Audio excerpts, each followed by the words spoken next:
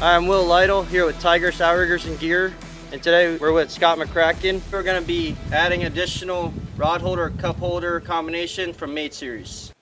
So now we're going to work on our Mate Series rod and cup holder.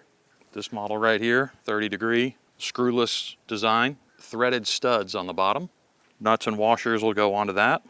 Mate Series rod and cup provide you with a drill template. The most notable thing here, the way that it's written, you can see that there's the 2 holes here and 1 here. And then there's 1 in the center. So those are going to be our drill points. The furthest one away from the angle is the single. You don't want to put it where you can read it, because that puts 2 here. And that would put this like this. So you need to make this where the single is the direction that you want the rod to face. There's our center, and then we're going to rotate this single hole that represents the direction we want the rod to face, or this single hole here, the way of our arrow. We can hold this, spin this on there till it's straight out, and there's our spot. What we're going to do is we're going to try with a small drill bit first. So we're going to find our center hole and mark it. Then we're going to put our template over that hole. And now we can rotate this the direction that the arrow is facing. We can check with the customer. Are you good with that?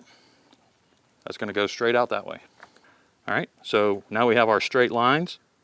We can get a good idea of what straight out would be. I'm going to spot these holes with this small drill bit.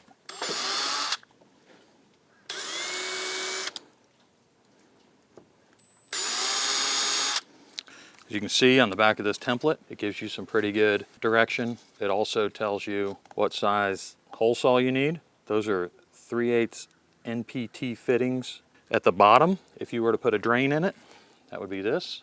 And this is for the screwed version, not the screwless version, because we're not going to use 1/4-inch oval head screws. We're going to use the studs provided.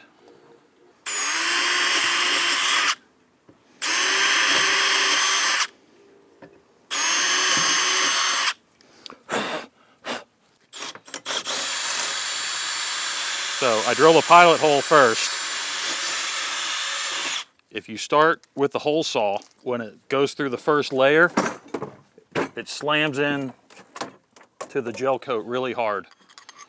So if you pre-drill it, you're only using this pilot as a guide.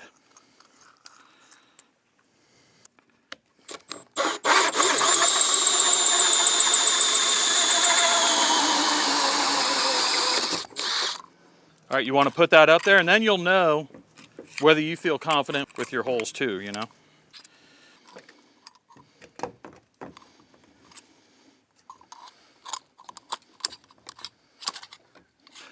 All right, so what we're going to do is we're going to go 1/4 inch first all the way through, because that's the size of the studs.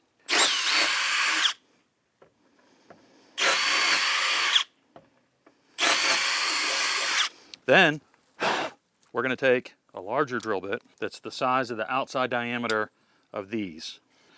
These are about 3/8, so I'm going to go the next size bigger just to give us a little room, because sometimes in shipping or something, these things might get whacked out of alignment a little bit. So we'll give ourselves a little bit of room in there, because we're only going to drill through the first layer of gel coat and a little bit of the foam.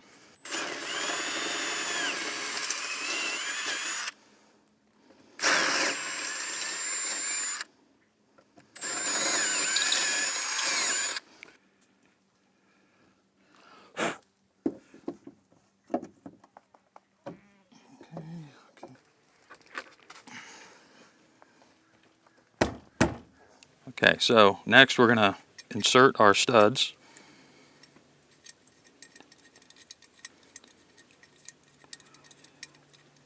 Tighten them till they bottom out. I like to put 5200 on the rod holder itself instead of the boat. Everybody has their own ways of doing it, but this is the way we prefer. Be generous. It's easy to clean up. Your studs. And insertion. We're going to take the backing plate, the nuts and the washers provided. and put it under the rod holder.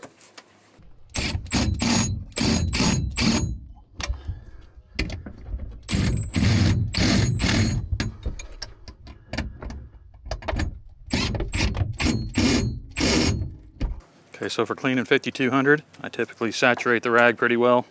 Little spills on there, it's great.